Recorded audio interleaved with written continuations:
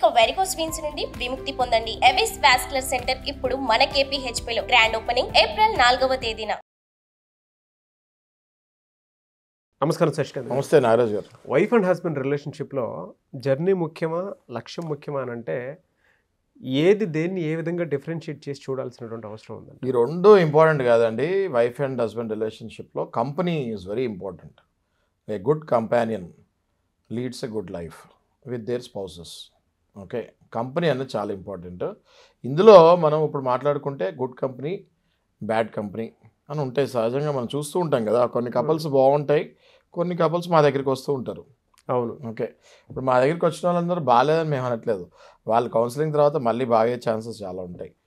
Okay, ఇప్పుడు ఈ good company, bad company గురించి మనం క్లుప్తంగా మాట్లాడుకుంటే, ఈ గుడ్ కంపెనీ వాళ్ళు ఎలా బిహేవ్ చేస్తారు అనేది మనం మాట్లాడుకుందాం.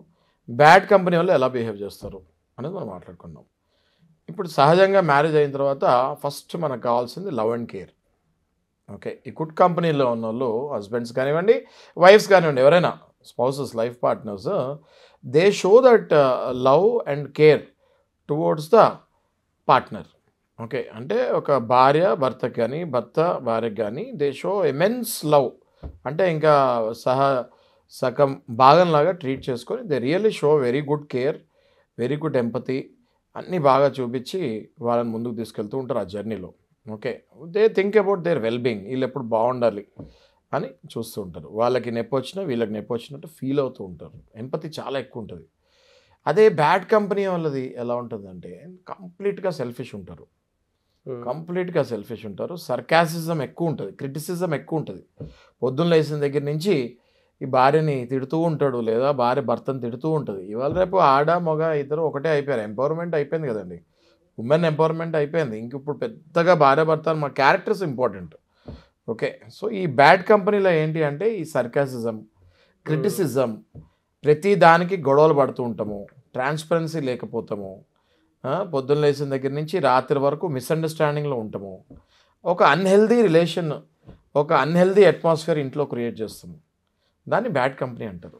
So unfortunately unpleasant environment, unfortunately ఇవి మన చేతిలో ఉండదు.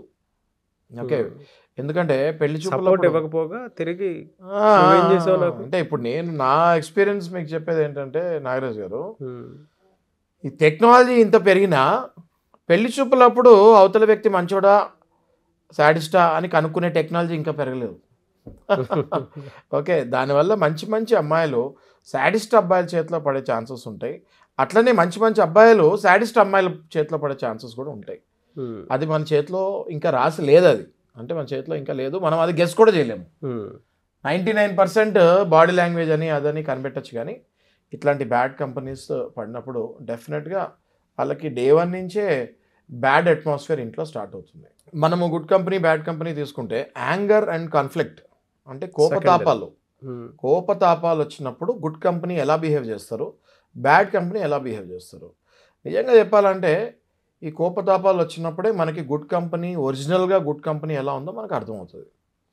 భర్తకి ఇష్టం లేని పని ఒకవేళ భార్య చేసినప్పుడు ఆ భర్త భార్యని ఎంతో చక్కగా హ్యాండిల్ చేస్తాడు గుడ్ కంపెనీలో.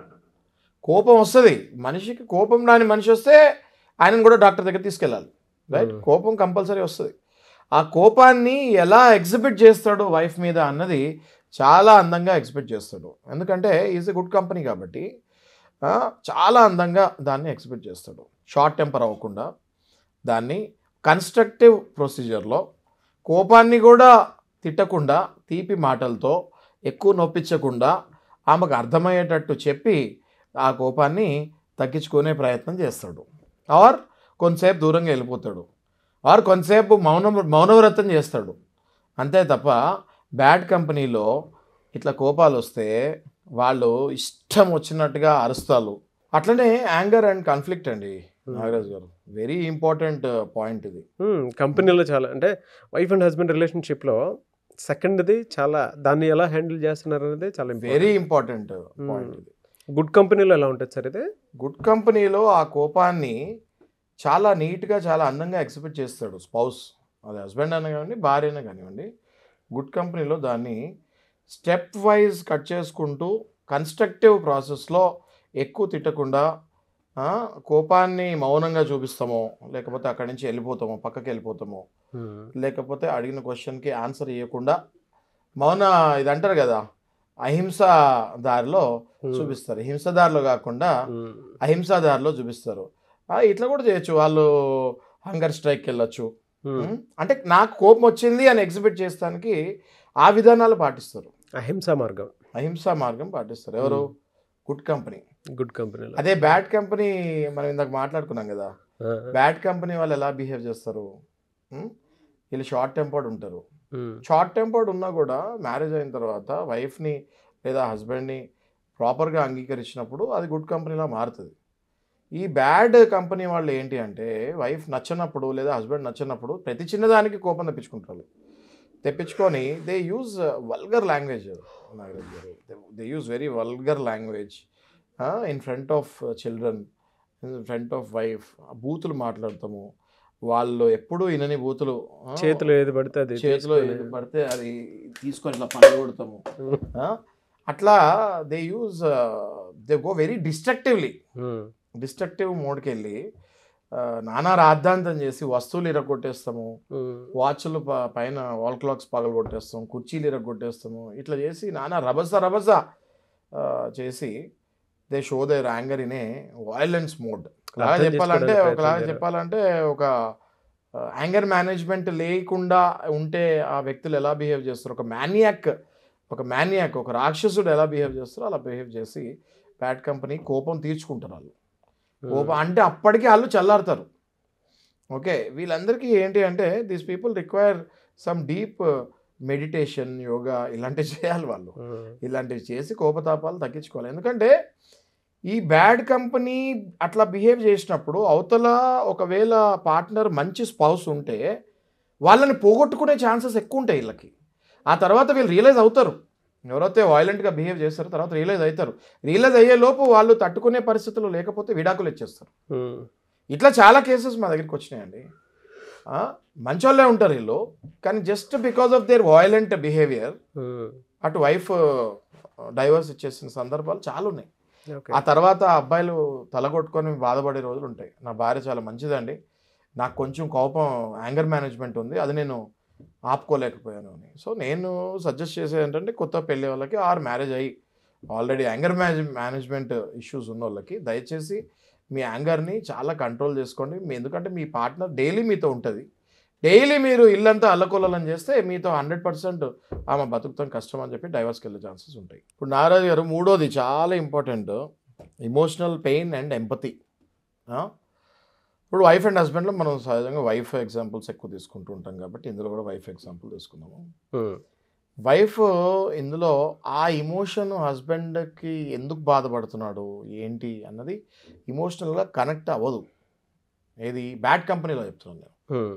ఓకే, ఇమోషనల్గా కనెక్ట్ అవ్వదు. అదే గుడ్ కంపెనీలో చాలా బ్రహ్మాండంగా హస్బెండ్ ఏం ఆలోచిస్తున్నాడో ఆయన మనసులో ఏముందో అర్థం చేసుకొని ఈమెకి నచ్చకపోయినా అది సైలెంట్గా చెప్తామో లేకపోతే ఎలా అందజేయాలో అలా ఆ విషయాన్ని అందజేసి చాలా కామ్ అండ్ ప్లెజెంట్ అట్మాస్ఫియర్లో ఆ ఇన్ఫర్మేషన్ని హస్బెండ్కి ఇస్తాం జరుగుతుంది. ఓకే, అదే బ్యాడ్ కంపెనీలో ఈ ఇమోషనల్ పెయిన్ అండ్ ఎంపతిలో ఫస్ట్ ఆఫ్ ఆల్ ఆ పార్ట్నర్ ఒక ఎంపథెటికల్ సిచ్యువేషన్లోకి ఆమె వెళ్ళదు. అంటే షీ విల్ నెవర్, ఆయన ఏమైనా బాధపడి ఏమైనా అయిపోయినా ఏమైనా చావనియండి నాకు అనవసరం అని బిహేవ్ చేస్తుంది. ఓకే, ఫర్ ఎగ్జాంపుల్ వాళ్ళ పేరెంట్స్, ఇప్పుడు అబ్బాయి వాళ్ళ పేరెంట్స్ ఇంటికి రావాలి అనుకుంటున్నారు. ఈయనకి ఇంట్లో అట్మాస్ఫియర్ నచ్చట్లేదు, ఈమె బిహేవియర్ వాళ్ళ పేరెంట్స్ తోటి లాస్ట్ టైం వచ్చినప్పుడు సరిగ్గా లేదు. ఇప్పుడు వాళ్ళ పేరెంట్స్ని మళ్ళీ ఇన్వైట్ చేస్తారు. మరి తల్లి తండ్రి అన్నాక కొడుకు ఇంటికి పిలుచుకోవాలి కదండి. అప్పుడప్పుడు పిలవరా, మీరు పిలవరా నారాజు గారు? పిలుస్తాను, నేను కూడా పిలుస్తాను. ఇప్పుడు పిలిచినప్పుడు మరి మన భార్య సరిగ్గా లాస్ట్ టైం బిహేవ్ చేయలేదని మనకు తెలుసు, ఈసారి సరిగ్గా బిహేవ్ చేయాలి. ఆ విషయం చెప్పకుండానే ఇన్ఫర్మేషన్ ఆయన ఫేస్లోనే భార్యకు తెలుస్తూ ఉంటుంది. భార్య దానికి రెడీగా ఉండదు, రెస్పాన్సిబిలిటీ రెడీగా ఉండదు. క్లియర్గా ఇండికేషన్స్ ఇస్తూ ఉంటుంది, మీ పేరెంట్స్ వస్తున్నారు, నేను లాస్ట్ టైం ఎలా ఉన్నానో ఈసారి కూడా అలాగే ఉంటాను, నా బాడీ లాంగ్వేజ్ అలాగే ఉంటుంది, నేను వండను, బయట నుంచి తెప్పించుకో, ఇట్లా వైబ్స్ క్రియేట్. అంటే మౌనంగా మాట్లాడుకుంటూ ఉంటారు, వస్తున్నారు కదా నువ్వు చూసుకో, నాకు సంబంధం లేదన్నట్టు. అంత ఘోరంగా ఈ జనరేషన్ అట్లా వెళ్ళిపోయింది. అది నేను చెప్పాను కదా మీకు. అదే వీళ్ళ సైడ్ వస్తే ఎవరి సైడ్ వస్తే అమ్మాయి సైడ్, అమ్మాయిల సైడ్ వస్తే మరి ఒక 2 రోజుల ముందు నుంచే అబ్బాయికి లిస్ట్ వెళ్ళిపోద్ది, ఆ లిస్ట్లో ఉన్నవన్నీ తీసుకొని రావాలి, హడావిడి మొదలైపోద్ది, ఒక పండగ వాతావరణం స్టార్ట్ అవుతుంది. అంటే ఏది బ్యాడ్ కంపెనీలో చెప్తున్నాను. అమ్మాయి వాళ్ళ పేరెంట్స్ వచ్చినప్పుడు ఒక పండగ వాతావరణం క్రియేట్ అవుతుంది. మీకు తెలుసు కదా నాగరాజు గారు, ఎట్లా వైఫ్ వచ్చినప్పుడు పండగ వాతావరణం ఎట్లా క్రియేట్ అవుతుంది ఏంటి అన్నది. No, not every wife like. Audience కూడా కింద కామెంట్ బాక్స్ లో పెడతారు, not every wife is like that. మళ్ళీ ఆడియన్స్ తిట్టుకోగలరు నన్ను. బ్యాడ్ కంపెనీ అని, బ్యాడ్ కంపెనీలో ఎవరైతే ఉంటారో వాళ్ళది ఆటోమేటిక్ గా, అంటే రెస్పాన్సిబిలిటీతో కూడుకున్నటువంటి రిలేషన్షిప్ లో వైఫ్ అండ్ హస్బెండ్దే నిజంగా చాలా చూస్తామండి మనం. కరెక్ట్. ఇంట్లో హస్బెండ్ సైడ్ ఎవరన్నా పేరెంట్స్ కానీ, లేదంటే సిబ్లింగ్స్ కానీ, స్పౌసెస్ కానీ ఎవరన్నా వస్తున్నట్టు అని అంటే, మీరు ఇందాక చెప్పినట్లు ఆ ట్రీట్మెంట్లో విషయం తెలిసిపోద్ది. నేను ఇలానే ఉంటాను, నువ్వు కుదిరితే బయట వెళ్ళి తెప్పించుకుని తినేసి, లేదా బయటికి తీసుకెళ్ళు, అంతే, క్లియర్. ఇటువైపు సైడ్ నుంచి వచ్చారనంటే వీళ్ళ, అంటే బ్యాడ్ కంపెనీలో ఎలా ఉంటుందనంటే, వీళ్ళ సైడ్ నుంచి ఎవరన్నా వస్తే, వైఫ్ సైడ్ నుంచి స్పౌసెస్ అయినా, సిబ్లింగ్స్ అయినా, పేరెంట్స్ అయినా సరే, మొత్తం 2 days ముందే స్టడీ అయిపోద్ది. మొత్తం పిజ్జా, డామినోస్ వాష్రూమ్ తో సహా ఇంట్లో క్లీన్ గా ఉంటుంది. డామినోస్ పిజ్జా మొత్తం ఇంట్లో ఉంటాయి. అవును. అదే నుంచి వస్తే మా ఇంట్లో ఇది జరుగుతుందని కింద కామెంట్ బాక్స్ లో కూడా పోస్ట్ చేస్తారు చూడండి. కరెక్ట్. అదే హస్బెండ్ సైడ్ నుంచి వస్తే డామినోస్ పిజ్జా డబ్బాలు కూడా రావు. అవును. ఇడ్లీలు వస్తాయి, గట్టి రాళ్ల లాంటి ఇడ్లీలు ఇవి వస్తాయి. ఎందుకంటే ఆ అబ్బాయి చేసుకుంటాడు అనుకుంటా.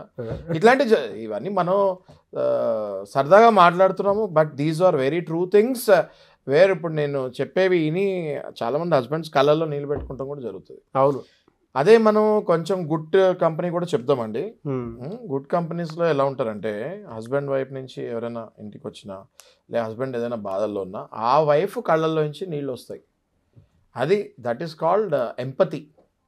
ఎప్పుడైతే ఒక హస్బెండ్ బాధపడుతున్నప్పుడు వైఫ్ కళ్ళల్లో నీళ్లు తిరుగుతాయో, that is called true love, that is called true affection and true good company.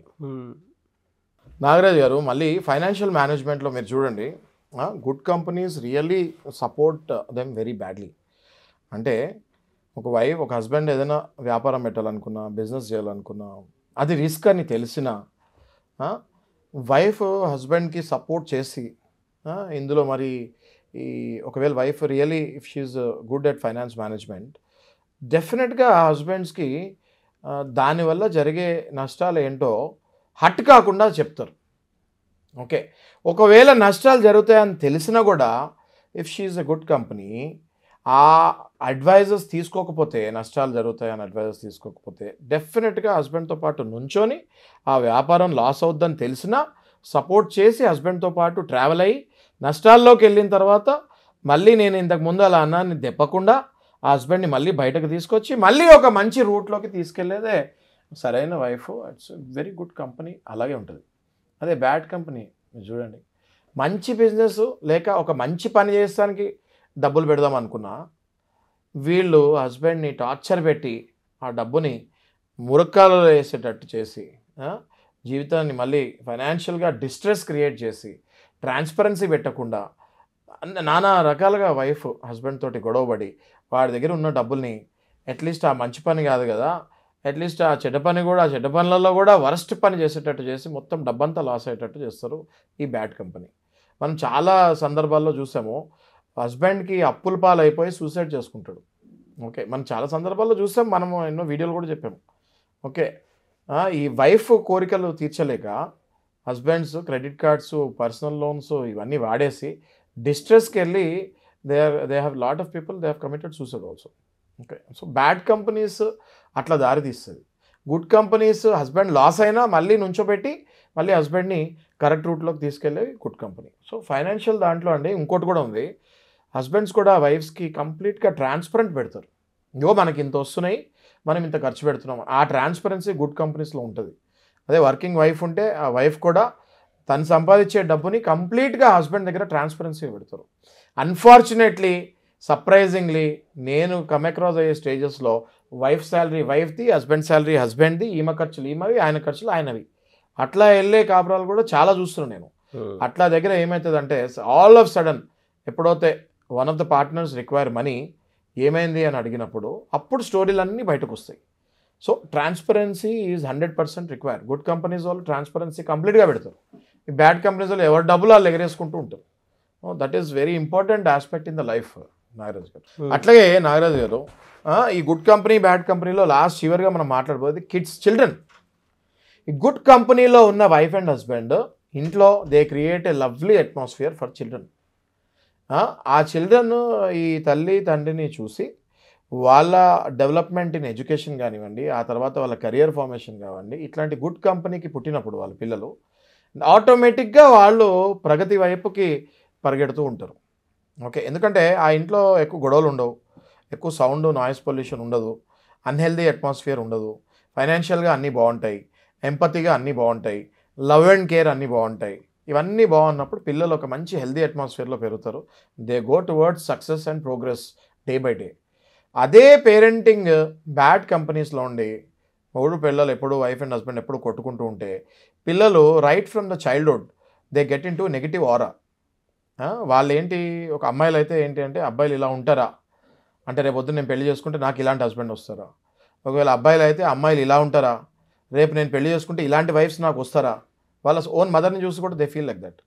Okay, ఇలాంటి వైఫ్స్ నాకు వస్తారా, ఇది దీని బదులు నేను పెళ్లి చేసుకుంటామే మానేస్తాం బెటర్ కదా అన్న దాంట్లోకి అబ్బాయిలు అమ్మాయిలు ఆ ప్రోగ్రెస్లోకి ఆ డిస్ప్రోగ్రెస్లోకి పోతూ ఉంటారు.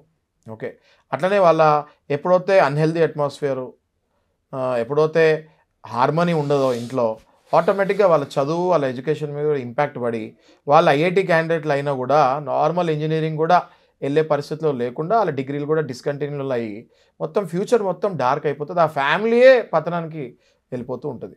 ఇట్లాంటి మనం మాట్లాడుకున్నవి ఇవాళ మనం మాట్లాడుకున్న అంత ఇంపార్టెంట్ టాపిక్ అని ఎవరైనా అనుకోకపోతే, ఎవరైనా అనుకుంటే అది చాలా రాంగ్. అది చాలా ఇంపార్టెంట్ టాపిక్. ఇది ఈ అట్మాస్ఫియర్ ఈ గుడ్ కంపెనీ వల్లనే ఫ్యామిలీస్ అన్నీ కూడా బాగుపడి ఒక దేశం కూడా మంచి ప్రగతి సాధిస్తుందని నేను అనుకుంటున్నాను. అట్లనే నాగరాజు గారు ఇప్పుడు ఎవరైతే చూసారో మన వీక్షకులు ఈ కమెంట్ బాక్స్లో 100% మీరు గుడ్ కంపెనీలో ఉన్నారా బ్యాడ్ కంపెనీలో ఉన్నారో ఆనెస్ట్గా పెట్టండి. గుడ్ కంపెనీలో ఉన్నారు I mean a good company అని హ్యాపీగా పెట్టండి. బ్యాడ్ కంపెనీలో ఉన్నోళ్ళు మీరు ఏదైతే తట్టుకోలేకపోతున్నారో వాళ్ళ కౌన్సిలింగ్ మనం చేసుకుంటే వాళ్ళు కూడా గుడ్ కంపెనీకి మారుతారు.